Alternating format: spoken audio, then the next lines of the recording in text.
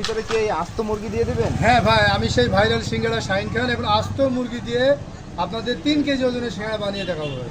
এই মুরগিটা সম্পূর্ণ হ্যাঁ, এই মুরগিটা পুরো দিয়ে দিবেন? দেবো, আমার সাথে থাকুন, সমস্যা নেই। আচ্ছা ঠিক আছে, তা বানান, আমরা একটু দেখি।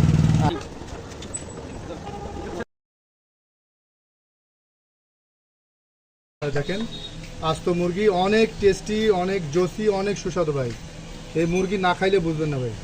তাই প্রথমে দিয়েছি হচ্ছে আপনার ছোলা ভুনা করা আছে, তারপরে আলু, তারপরে হচ্ছে আপনার ডিম, তারপরে হচ্ছে আপনার আস্ত মুরগি, তারপরে হচ্ছে কিশমিশ, বাদাম, চেরি ফল, রসুন সিদ্ধ করা, আপেল, ধনেপাতা, ডিম, আরও অনেক কিছু দিই ভাই।